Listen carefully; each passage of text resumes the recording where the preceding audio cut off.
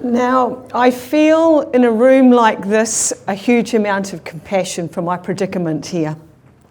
You can see that mile's too big. And if I stand here, you can hardly see me. So mile's too big, mile's too short. So I'll come back down here, okay? A few dilemmas with building, huh? So yeah, kia ora koutou, tēnā koutou, tēnā koutou, tēnā koutou katoa. It is with some level of frustration that I stand in this room. You see, right now I would love to be working with young coders and developers all around the world, helping me develop innovative, dynamic tools to help our young people learn about their respiratory systems, learn about their bodies. Instead, for the last 18 months, I've been preoccupied with this thing called our healthy home. New Zealand's got the second highest rate of asthma in the world. If you're sitting out there and you know more than 5 people, you are impacted by asthma. In fact, you might be the 5th person, because 1 in 5 people in this country is impacted by respiratory disease. The irony of it is that you might be 1 in 8 that are standing there right now, not actually even realising that you have asthma. You might be one of these folks that think you've grown out of it. You don't grow out of it. And you might be sitting there feeling rather smug and thinking, thank God I don't have it, because I have to be dealing with her. But, I don't have it. You can always get asthma at any age. We only need to move into a home that isn't healthy. I think that's about 50% of the houses in New Zealand, isn't it? Get a bit of a chest infection, end up with a bronchial infection, and before you know it, as a consequence, you are left with a long-term health condition. And anyway, let me come back to some of the stats, because I know we love wheeling the stats out in this country. And when the stats aren't good enough, we'll do more research to wheel even more stats out. But yeah, the second highest rate of asthma in the world. And I get asked all the time, why is that? And there are a number of reasons, and there's many reasons that are unknown as well. Some of the key reasons, definitely in terms of nature. The sheer amount of nature, and particularly our native trees. They give off a particulate that is ingestible for the human respiratory system. And for anybody with asthma, basically, when that particulate gets into the bronchioles basically spasmed as if to push it out of the airway, and that's what causes the asthma attack. So, the amount of nature. New Zealand's apathy towards health in general. If we thought we were illiterate when it comes to finance, we're equally illiterate when it comes to health. Point in case, I was working with a huge number of young tamariki in 2019. Less than 30% of them could locate their lungs. They were 8 to 12-year-olds. So health literacy or illiteracy in this country is another massive contributor. The third largest contributor is the fact that if for a first world country, we live in third world housing. I think, 53% of housing doesn't really meet healthy home standards. I've been down the Bay of Plenty this morning. And let me tell you, on that drive back up here today, I think every home I passed would have been questionable. So, in terms of New Zealand's statistics, Asthma New Zealand's been around for 50 years, by the way, and you're going to hear why my board love dealing with me as much as the industry loves dealing with me shortly. We've been around for 50 years. And for 20 of those years, New Zealand has had the second highest rate of death for under 35-year-olds.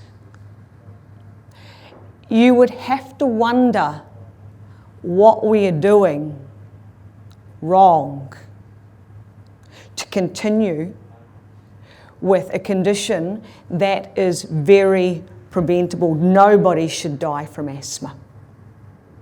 So when I first came into Asthma New Zealand just over 2 years ago, that was my first question to the board. What the hell have you folks been doing for the last 20 years? Right?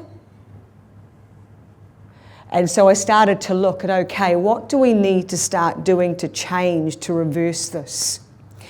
Definitely health literacy. You know, in New Zealand, nobody owns asthma. It's not sexy. You don't wear ribbons or beads for it, and I do not make any pot shots at the conditions of which we do wear those for. But it's not sexy. In actual fact, we've got parents right now arguing with our nurses about whether their children have asthma or don't.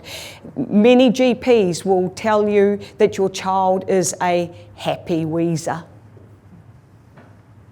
Try being happy at 2 a.m. in the morning when you can't sleep because you're coughing. You know? And so it's fascinating. So the more I started to look into this, the more I sort of felt really quite perplexed as to how a country like this could allow this problem to persevere for as long as it's persevered. And so I started hearing my nurses come back from visit after visit after visit. And they would talk about the mould on the walls, and they'd be able to write their names in it just about. They were going into children's bedrooms and recording 7, 9 degrees. They were so cold in these houses that they actually wore 2 puffer jackets.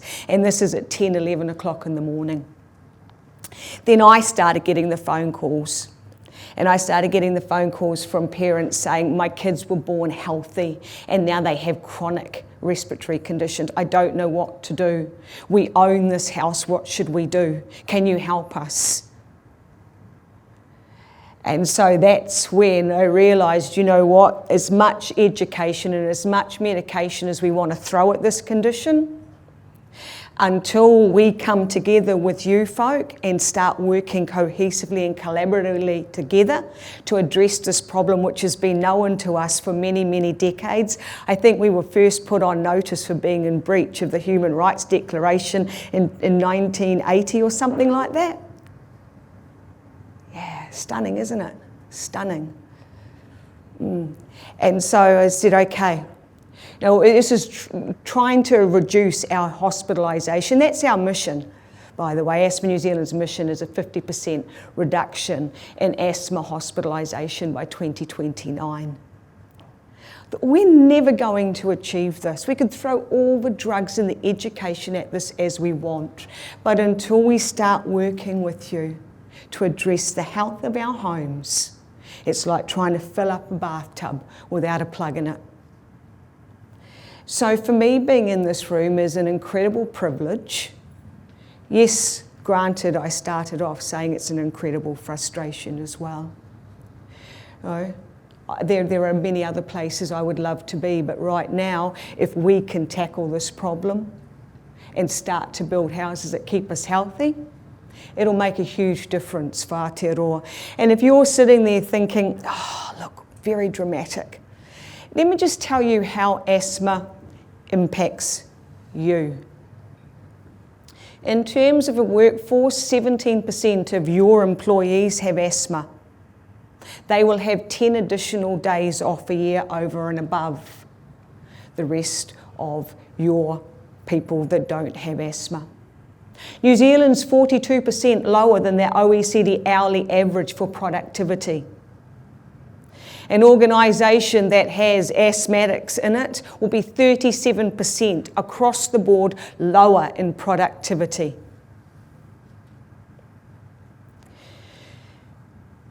One in 3 adults in this country are obese.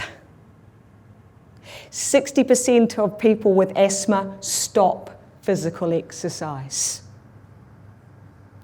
New Zealand has the highest youth suicide rate in the world.